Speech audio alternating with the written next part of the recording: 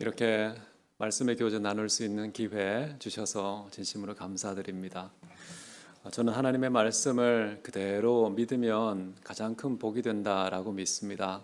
그래서 오늘 설교도 말씀이 뭐라고 기록했는지 귀를 기울이고 인생을 기울여서 듣고 순종하면 하나님께서 우리에게 하늘의 복의 창고를 여셔서 최고의 엄선된 복을 우리 각자에게 주신다고 믿습니다. 성경을 한번 보십시오. 제가 오늘 여러분과 나누고 싶은 말씀은 예수님의 좋은 군사인데요.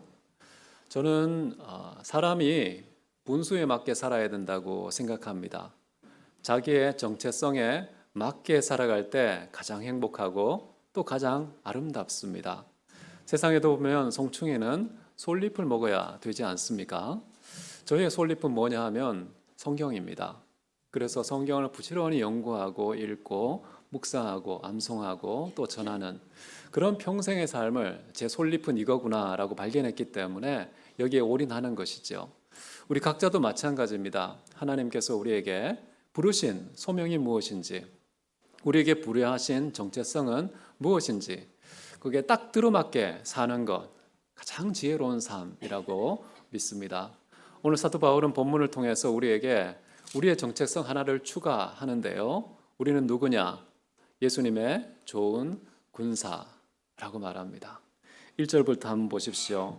내 아들아, 그러므로 성경이 원래는 그러므로가 앞에 나와 있습니다.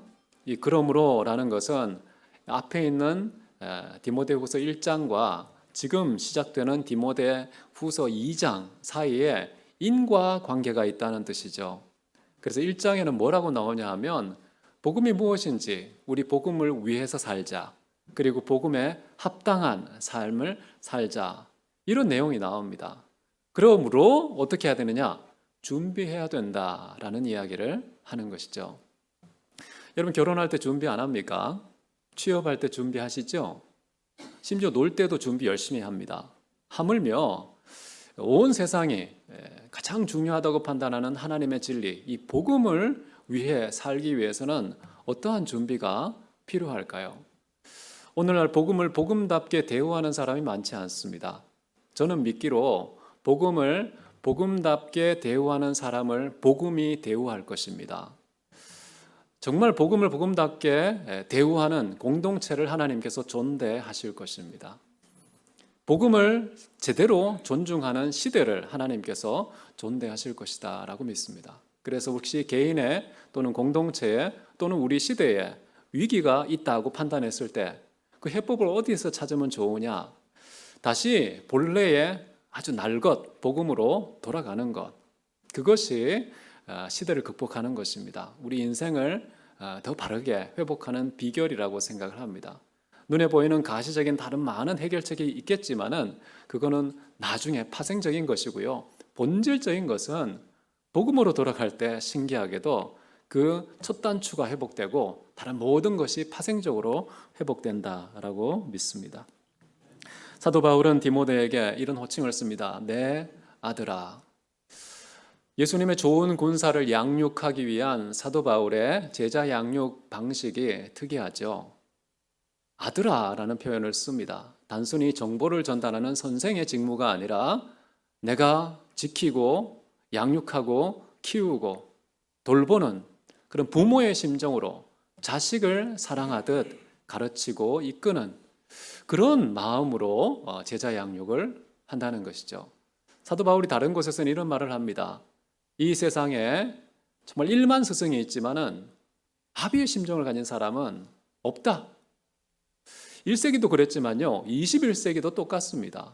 정말 아비의 심정 가진 목자들이 얼마나 됩니까? 그런 차원에서 저는 이 호칭 하나에 사도 바울의 뜨거운 심장을 느낍니다. 한 사람을 대할 때 천하보다 귀히 여기는 것만이 아니라 한 사람을 내 생명보다 더 소중한 자식으로 여기는 그런 태도로 서로 사랑하고 돌보는 이런 관계성이 호칭 하나에서 확인되지 않습니까? 자, 첫 번째로 어떤 준비가 필요한가? 그리스도 예수 안에 있는 은혜 속에서 강하고 라는 표현이 나오죠. 강해야 된다는 것입니다. 근데 중요한 것은 여기에 강하고 그러면 능동태인데요. 원래 원문을 보면요, 수동태입니다. 그래서 정확하게 번역하면 강해져라. 명령형인데 강해라가 아니고요, 강해져라.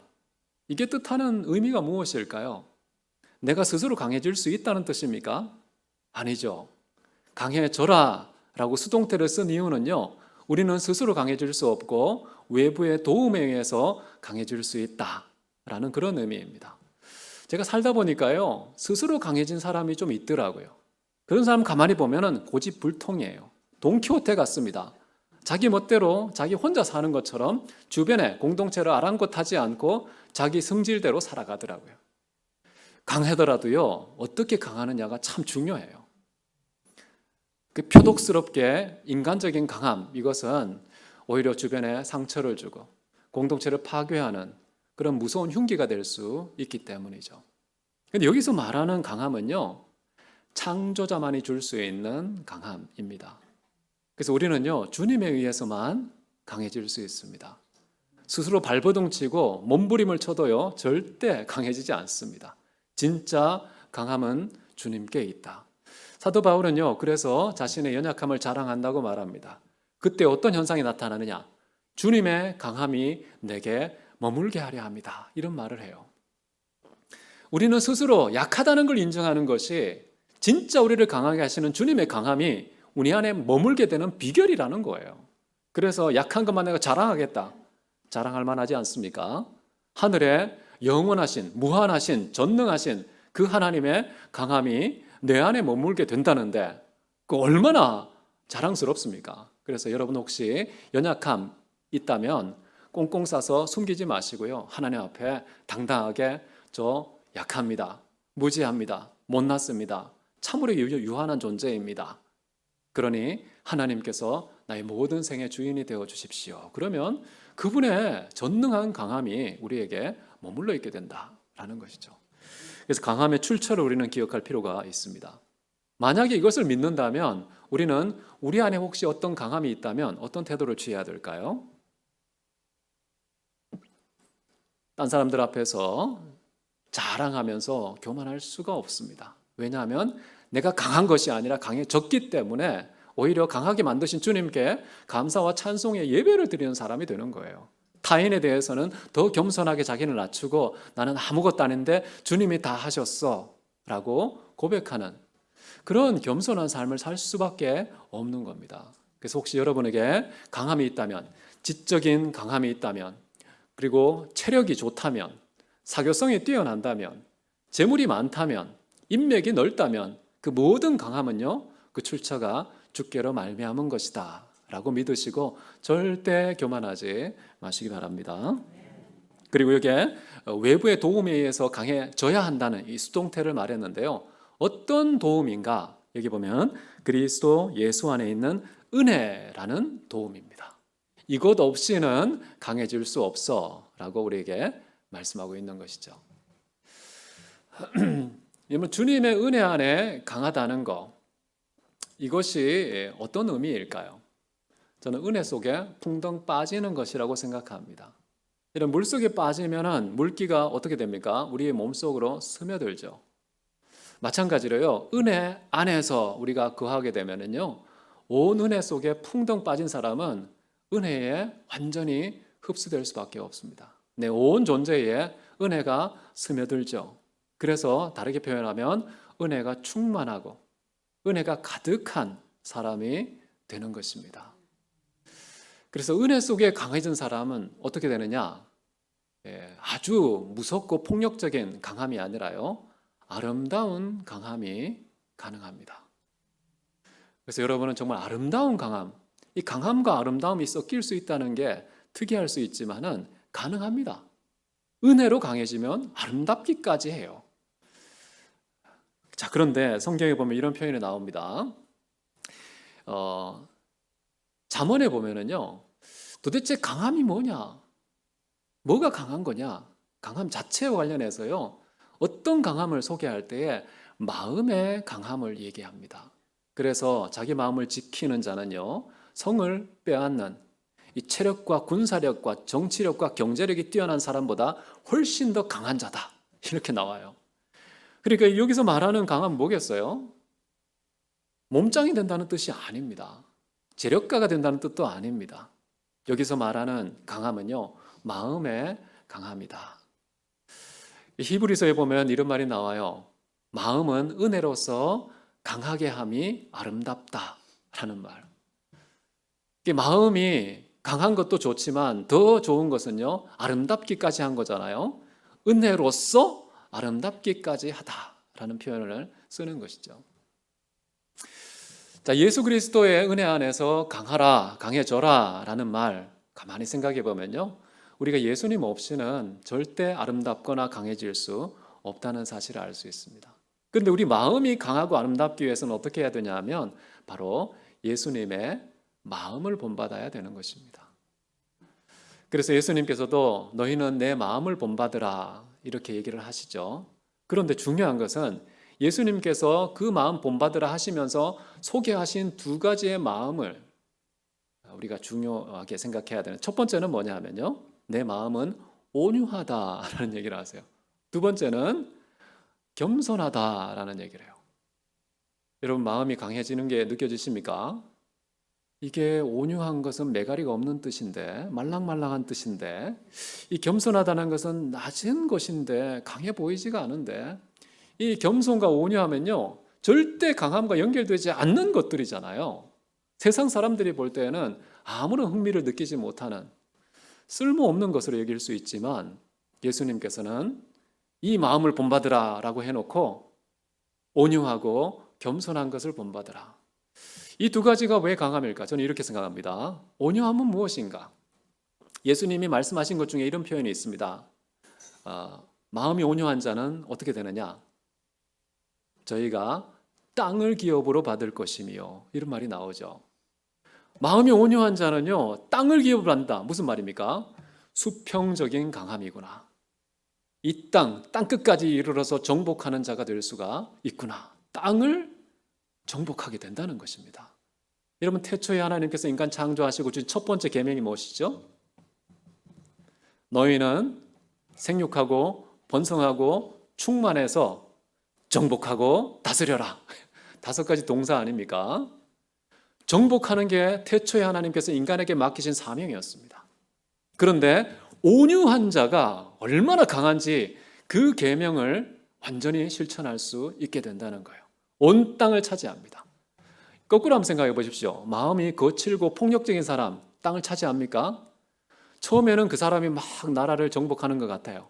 기업을 다 먹어치우는 것 같아요. 그런데 거친 사람 한번 만나보십시오. 2번 다시 만나고 싶습니까? 안 만나고 싶어요. 전화도 받기 싫어요. 진짜 온유한 사람 만나면 어떻습니까? 또 만나고 싶어요. 전화 내가 걸고 싶어요.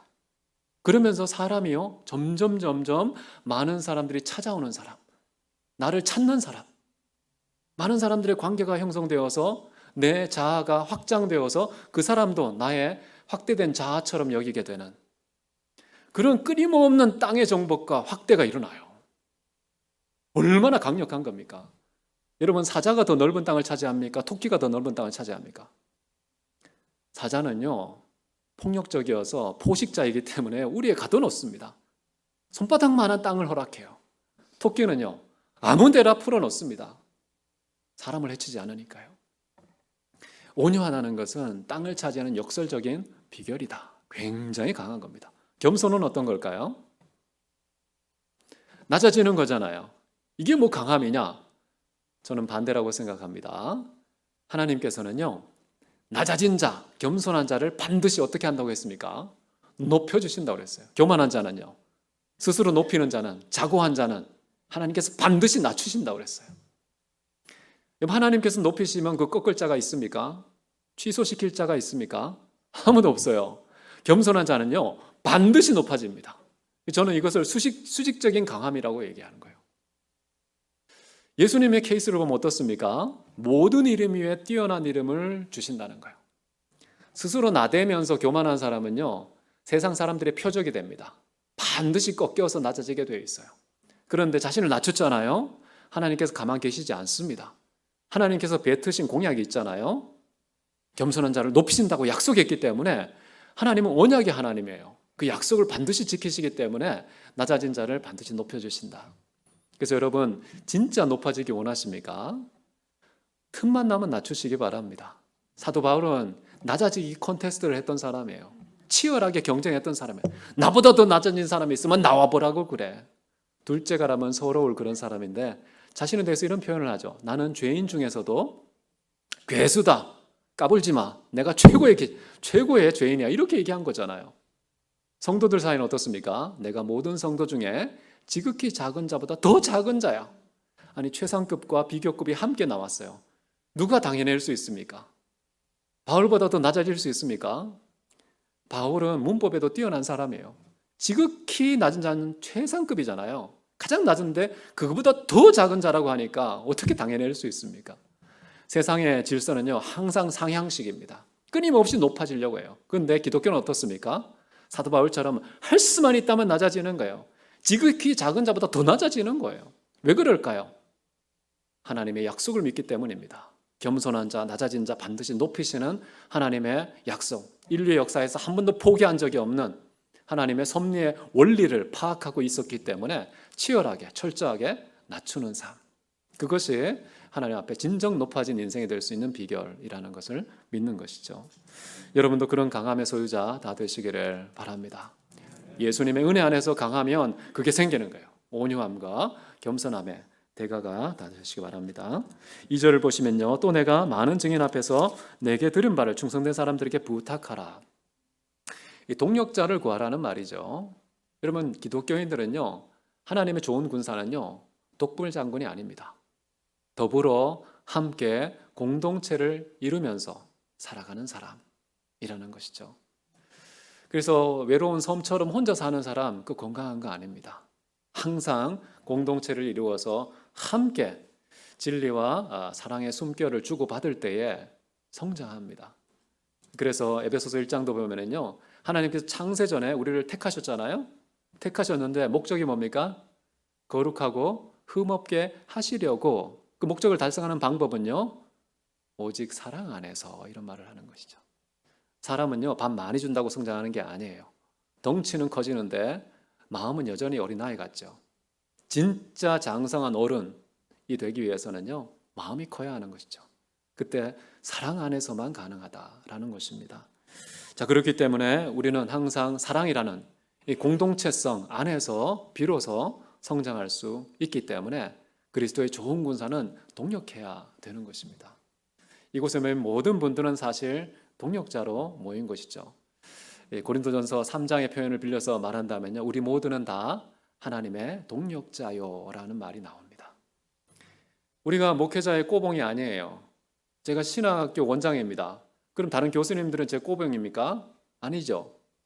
직함만 가지고 있을 뿐입니다. 모두가 다 우리는 하나님과 연결된 하나님과 직접적인 관계를 갖고 있는 동력자다. 우리에게 부여하신 하나님의 각자 부르심과 사명이 있기 때문에 거기에 충성을 다할 때 이 모든 지체들이 연합하여서 그리스도 예수의 몸을 이루고 그 예수의 몸을 통하여서 하나님의 사명을 이 땅에 구현하는 것이죠. 그렇기 때문에 우리는 항상 연합해야 된다.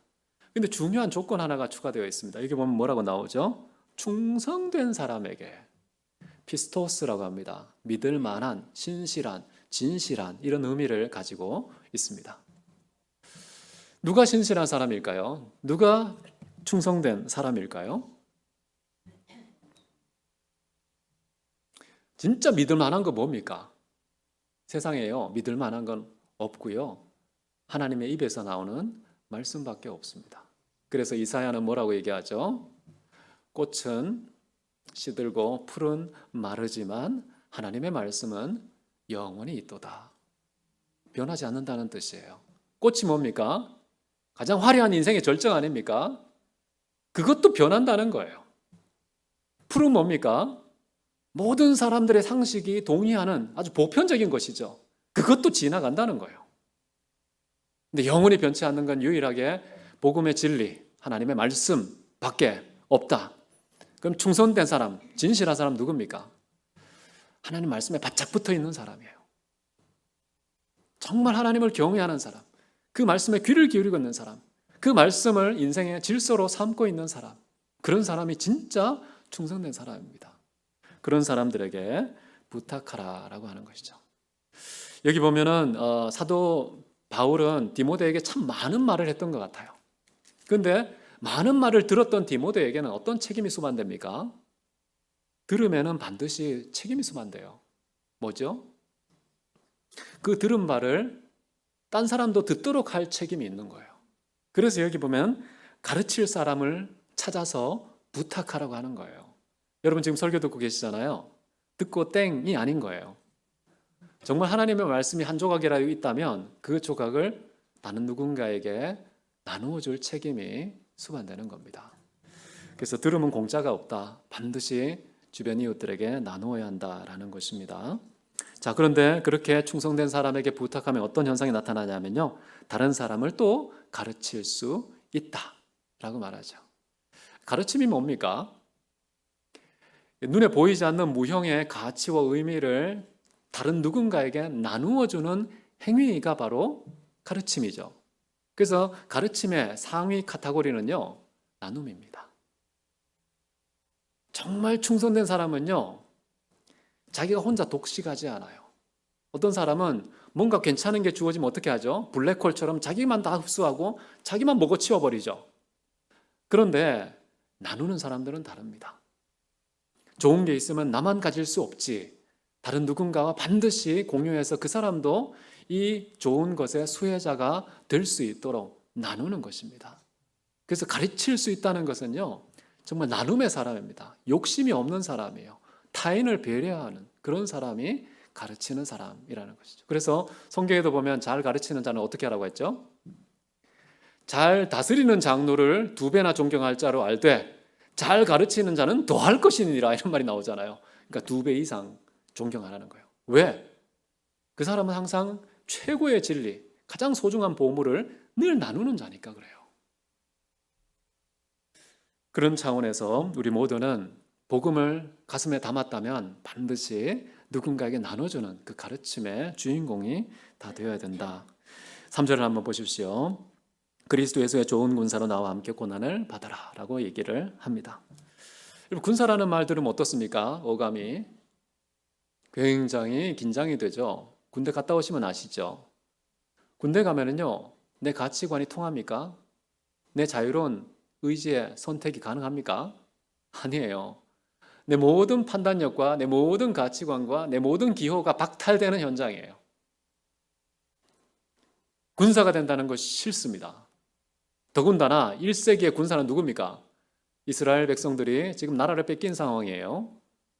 그래서 군인들에 의해서 포갑을 당하고 있는 군인 말만 해도 벌써 등골이 오싹해지는 그런 존재예요. 더군다나 예수님께 어떻게 했습니까? 침 뱉었죠. 뺨 때렸죠. 막 조롱했죠.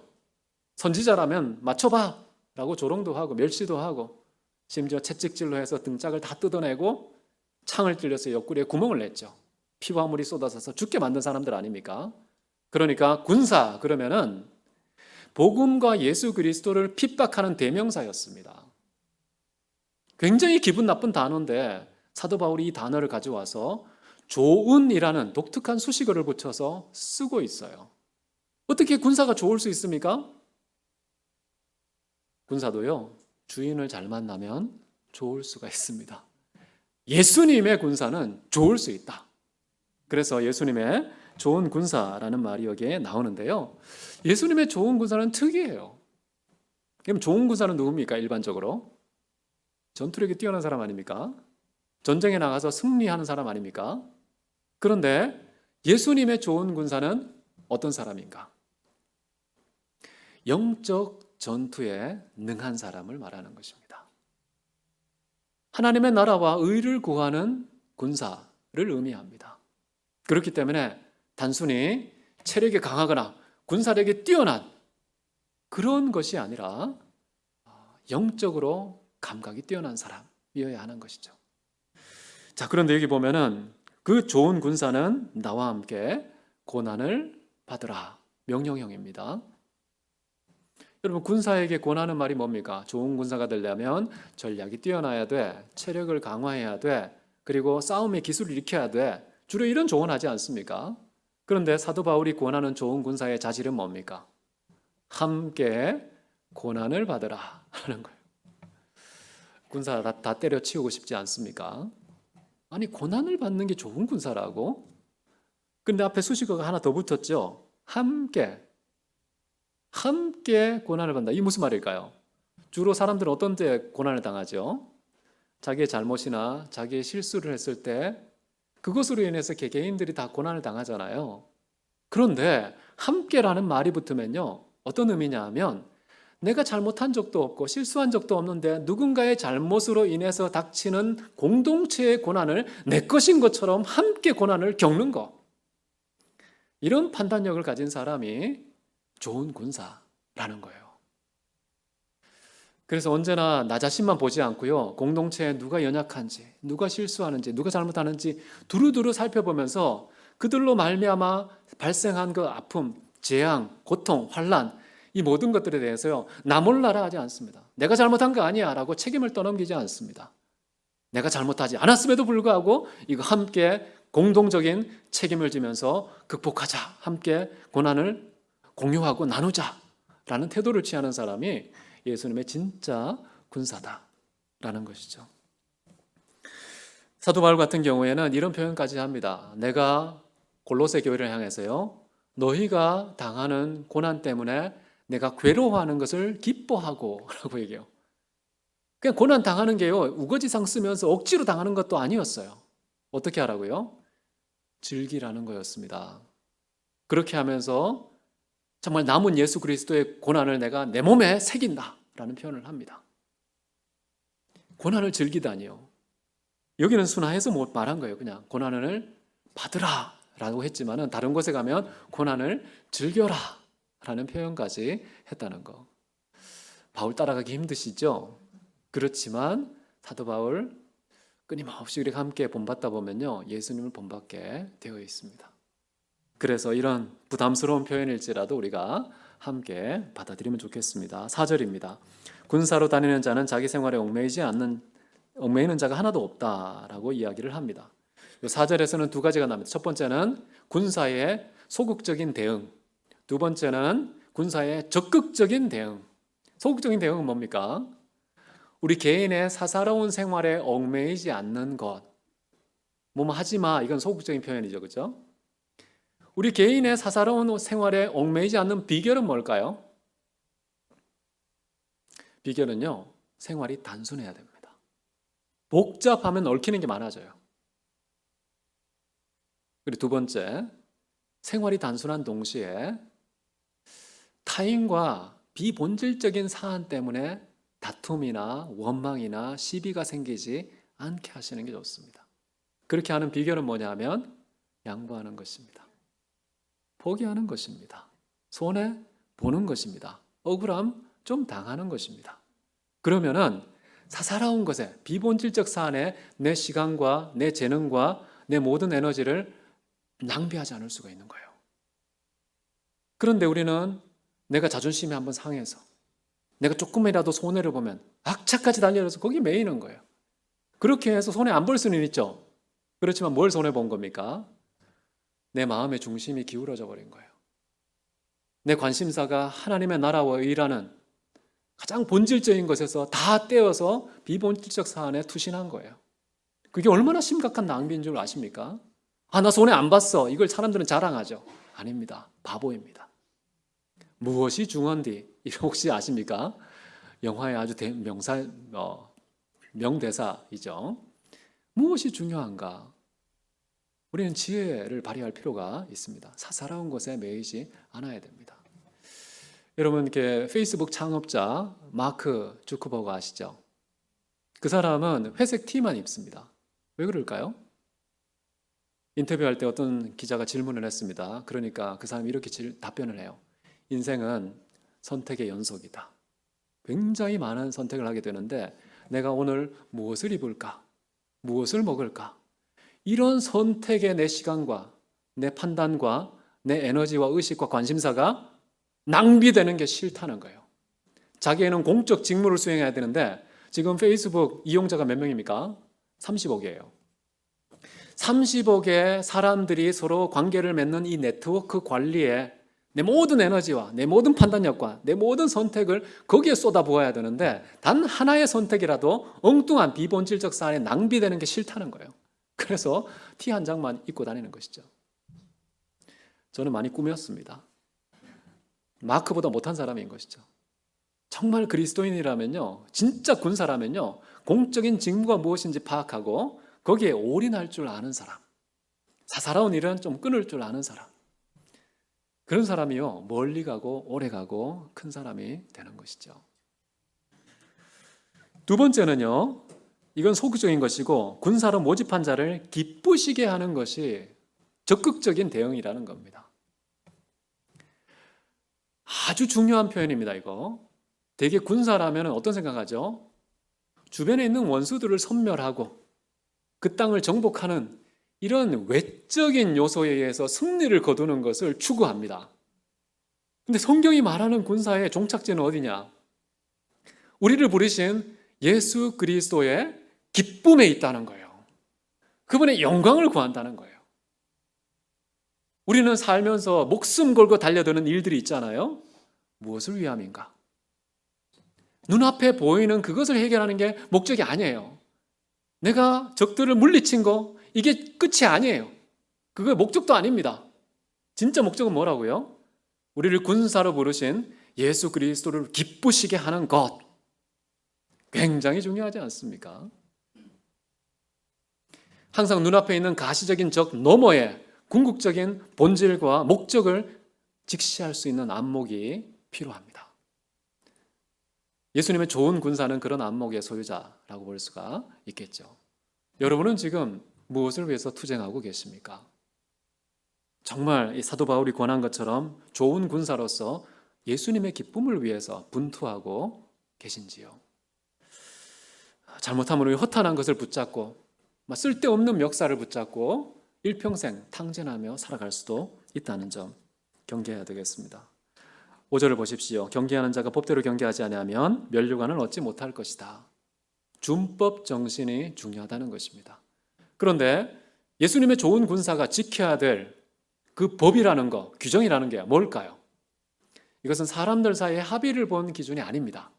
물론 그것도 당연히 포함하죠. 그렇지만 궁극적인 기준, 법, 어떤 적절한 법을 지켜야 되는가 했을 때에는 군사로 모집하신 하나님의 법을 준수하라 라는 뜻입니다. 우리는 사람들 사이에 합의된 사회법에 저촉되지 않는 삶을 살았다고 쾌재를 부르는 인생이 아닙니다. 하나님이 보시기에 과연 칭찬받을 만한 그런 기준에 부합한 삶을 살았느냐? 이것이 우리가 항상 주시하면서 살아가야 될 기준이라는 것이죠. 그래서 여러분, 인생은요, 기준 싸움입니다. 내가 적당한 기준 갖고 그냥 만족하며 사는 사람도 있는데요, 아무리 열심히 살아도 그 사람은 그 기준을 맴도는 삶을 살아요. 근데 기준이 달라지잖아요. 그러면 클래스가 달라지는 겁니다. 하나님의 법이 내 인생의 질서가 되는, 기준이 되는 그런 사람이 되는 것이 진정한 군사다라는 것입니다. 만약에 법을 지키지 않으면 어떻게 됩니까? 면류관을 얻지 못합니다. 반납해야 된다는 거예요. 아무리 열심히 해도 완전히 허탈하게 된다는 것이죠. 경기할 때 여기는 표현되어 있지 않지만 세 가지 규칙이 있습니다. 첫 번째는 뭐냐 하면요, 한 사람만 상을 받는다는 거예요. 그러면 이게 승자 독식이냐, 1등만 좋고 2등은 다 떨궈지냐, 루저냐, 패자냐 이렇게 생각할 수 있는데 그런 말은 아닙니다. 한 사람만 상급을 받는다는 것은 거기에 목숨과 마음과 뜻과 힘을 다하라는 그런 절박성을 강조한 말입니다. 두 번째는요, 올바른 방향이 있어야 된다고 말합니다. 그래서 향방이 있는 싸움을 싸워야 된다. 방향이 잘못되면 어떻게 됩니까? 빨리 갈수록 손해예요. 멀리 갈수록 손해예요. 다시 돌아와야 되니까. 방향이 그렇게 중요합니다. 우리의 방향은 뭐겠습니까? 우리는 항상 하나님의 영광을 위하여, 우리가 사나 죽으나 주를 위하여 라는 방향이 있잖아요. 그 방향이 바뀌어버리면, 나를 향하고 세속을 위하면은 결국엔 엉뚱한 방향으로 하나님과 멀어지고 급속하게 멀어지는 것이죠. 그렇기 때문에 방향이 중요하고, 마지막 세 번째는 뭐냐 하면요, 중도 하차하면 안 됩니다. 완주해야 됩니다. 끝까지 달려야 됩니다. 끝까지 인내하는 자는 구원을 받으리라, 이런 말이 있죠. 하나님께서 보상해 주신다는 겁니다. 절대 포기하지 마십시오. 근데 포기하지 않아도 되는 것은 우리의 구원이 너무나도 확실하기 때문입니다. 그런 확신을 가지면 포기하지 않습니다.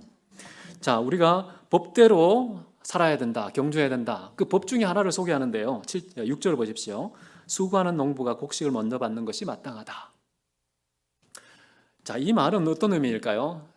땅의 주인이 또는 땀의 주인이 누가 더 중요하다는 뜻입니까? 땅을 가진 자보다는요, 땀을 흘리는 자를 더 존중하는 겁니다. 굉장히 중요한 표현입니다. 저는 기독교 경제학의 원리가 여기 있다고 생각해요. 심지어 이것은 사람만이 아니라요, 짐승에 대해서도 적용합니다. 밭 가는 소의 입에 망을 씌우지 말라고 해요. 그럼 어떻게 되죠? 밭 갈다가 어떻게 해요? 무 하나 뽑아 먹고요. 또 밭 갈다가 배추 한 포기 먹어버리죠. 그러면 손해가 되는 것 같죠? 아니에요. 농사 지어 보셨습니까? 저는 9살 때까지 지어봤습니다. 그때 무슨 기억이 있었겠냐마는 그렇지만요, 농사의 원리가 있어요. 짐승이 행복해야 돼요. 가축이 행복해야 돼요. 그러면 일의 능률이 생기고요, 그 다음에 생산성이 쭉쭉 올라가요. 그 배추 한 포기 아까워서요, 농사를 망치는 경우가 참 많습니다. 바보 아닙니까? 제가 수고하는 농부를 제가 소라고 말하는 게 아니에요. 현장에서 땀 흘리는 사람의 그 모든 수고와 노력을 존중하라는 뜻입니다. 그럼 어떻게 되죠? 능률이 생깁니다. 생산성이 높아집니다. 효율성이 높아집니다. 그러면 경제가 살아나죠. 집안이 살아나죠. 사회가 살아납니다. 국가가 유지될 수가 있는 거예요. 그래서 현장에 있는 그 사람들을 가장 존중해야 되는 이런 태도를 취하는, 그래서 여기 뭐라고 썼습니까? 수고하는 농부의 곡식을 많이 주라고 그랬습니까? 아니에요. 먼저 주라는 거예요. 먼저. 존경의 뜻입니다. 그래서 저도 교회 안에서는요, 이런 질서가 유지되는 게 좋습니다. 현장에서 땀 흘려 일하는 분들이 먼저 혜택을 볼 수 있도록 배려하는 것. 그게 정말 비즈니스맨의 지혜인 동시에 하나님의 교회가 움직이는 비결이기도 합니다. 그래서 하나님께서 약속하셨죠. 행한 대로 갚으리라. 심은 대로 거두리라. 이게 무슨 말입니까? 심는 자에게, 행한 자에게, 현장에 있는 자에게예요. 입으로 지시하고 손가락질하는 사람이 아닌 거예요. 행한 자는요, 실천하는 사람, 현장에 있는 사람입니다. 땀 흘리는 사람도 현장에 있는 사람입니다. 그렇게 수고하고 땀 흘리는 그 사람에게 먼저 보상하는 이런 존중의 문화가 사회 질서가 되면요, 그 사회는 굉장히 활성화됩니다. 아름다운 문화가 생기죠. 우리 교회도 마찬가지예요. 그런 있으면 막 역동성이 생깁니다. 막 살아 움직여요. 그런 배려가 우리 안에 먼저 있으면 좋겠고요. 자, 그 다음 7절을 보시면요, 마지막입니다. 내 말하는 것을 생각하라. 주께서 범사에 내게 총명을 주시리라. 생각하라. 여러분, 지금까지 우리가 많은 얘기를 나눴습니다. 우리는 누구냐? 예수 그리스도의 좋은 군사라는 정체성을 가르쳐줬어요. 그리고 우리는 강해져야 합니다. 동력자를 찾아서 함께 말씀을 부탁하면서 함께 협력해야 됩니다. 동시에 우리는 법대로 살아야 됩니다. 사사로운 개인의 삶에 매여서는 안 됩니다. 그리고 현장에 있는 사람들을 존대해야 됩니다. 그런데 이 모든 말들 여전히 내 귀에는요, 이물질처럼 들릴 수가 있습니다. 내 거가 아니에요. 제가 여러분 설교했잖아요. 설교 들으셨죠? 여러분 거가 아니에요. 아직 제가 그냥 여러분의 귀에 넣어드린 겁니다. 근데 언제 여러분의 거가 됩니까? 내 것으로 체화시켜야 되잖아요. 흡수해야 되잖아요. 자기화시켜야 되잖아요. 어떻게 합니까? 생각이라는 겁니다. 한국 사람도 그렇지만은 현대인들은 대부분요, 사색은 안 하고 검색만 해요. 그러다 보니까 생각하는 힘이 없습니다. 내 지성의 주인이 되어본 적이 없어요. 내가 스스로 지성의 땀이 뚝뚝 떨어지도록 열심히 생각하고 내 것으로 만드는 거 귀찮아하고요. 더 편한 게 뭡니까? 그냥 외장하드에 다 집어넣으면 되는 거예요. 내 머리를 밖에 꺼내놓는 겁니다. 그럼 내 거가 아니에요. 아주 심각한 함정입니다. 이 문명의 이기, 이 편리함이 주는 함정이 이런 것이죠. 너무 외연화된 게 너무 많아졌어요. 나는 뭐예요? 숨만 쉬는 사람인 거예요. 바보 아닙니까? 항상 내 속에 집어넣는 게 중요한데요. 진짜 중요한 가치와 의미는 내 것으로 만들어야 됩니다. 그래서 사도 바울은 이렇게 얘기하죠. 내가 말한 거 그냥 암기하지 말고 생각하라. 씹어 먹으라는 거예요. 지성으로. 저는 생각의 거인이 진짜 거인이라고 생각해요. 그래서 잠언에도 이런 말이 나오죠. 그가 생각이 어떠한즉 그 위인도 그러하니라 라는 말이 나오죠. 그 사람의 됨됨이는요, 생각에 어떠함에 달려있다라는 뜻입니다. 여러분 생각하시기 바랍니다. 근데 중요한 것은요, 아무리 머리에 뇌를 쥐어 짜서 비틀어서 생각해도요, 생각의 결과가 나쁠 수 있습니다. 우리 인간은 스스로 하나님의 진리의 교훈을 받아들일 수가 없어요. 내 것으로 만들지 못해요. 뭐가 필요하냐면요, 주님의 총명이 필요합니다. 총명은 understanding이죠. 깨닫는 거, 이해하는 거, 아하라고 감탄하는 거, 이게 총명이에요. 그래서 여기 보면 뭐라고 나오죠? 범사에 주님께서 너에게 총명을 주시리라. 이제 말씀을 정리하겠습니다. 여러분은 어떤 정체성을 가지고 사십니까? 늘 이렇게 은혜 받기 위해서 하나님께 기도하고 주세요, 주세요, 주세요. 믿습니다, 믿습니다, 믿습니다. 이런 신앙생활 하는 사람도 있어요. 그런 사람은 보시고요, 많이 돌봐줘야겠다. 어린아이 같은 신앙이죠. 그런데 진짜 우리의 정체성은 뭐냐면요, 예수님의 좋은 군사입니다. 여러분 디모데후서가 언제 쓰여진지 아시죠? 바울이 죽기 직전에 유언처럼 남긴 말입니다. 그 유언처럼 남긴 말에 우리의 정체성을 하나 담았는데 우리는 군사라는 거예요. 이런 복음은요, 말랑말랑하지 않습니다. 그냥 나긋나긋하지 않아요. 복음에는 야성이 있습니다. 하나님의 말씀은 살아있고 운동력이 있어서 모든 것을, 심지어 영과 혼을 찔러 쪼개기까지 한다는 거예요. 얼마나 강력합니까? 의사들도 거기에는 다가가지 못해요. 레이저로 해도요, 영과 혼을 찔러 쪼개는 이런 차원은요, 엄두도 못 냅니다. 근데 하나님의 말씀은요, 영과 혼의 차원까지 뚫고 수술하고 변화시키는 역동성이 있다는 거예요. 이 강력한 복음의 야성 회복해야 되지 않습니까? 군사라는 용어를 통해서 우리에게 그것을 회복시켜주고 있다. 이 마지막 유언인 거예요. 약해지지 말라는 거예요. 강해지라는 겁니다. 강함의 비결은 온유함과 겸손함이다. 이 두 기둥을 평생 붙잡고 예수님의 좋은 군사로 우리 모두가 함께 고난받으신 저와 여러분 되시기를 주의 이름으로 축원합니다. 기도하겠습니다. 사랑과 은혜가 많으신 하나님 아버지, 우리는 지극히 작고 연약하지만 예수님의 좋은 군사로 우리를 불러주셔서 감사합니다. 나 자신을 스스로 평가할 때에는 군사일 수 없지만 주님께서 친히 우리를 부르시고 우리를 군사라고 규정하셨사오니 그 군사의 정체성을 받아들이게 도와주시고 그 정체성에 합당한 삶으로 주님께 영광 돌리며 가장 행복하고 아름다운 삶 살아가는 우리 모두가 되게 도와주옵소서. 존귀하신 예수 그리스도 이름으로 기도했습니다. 아멘.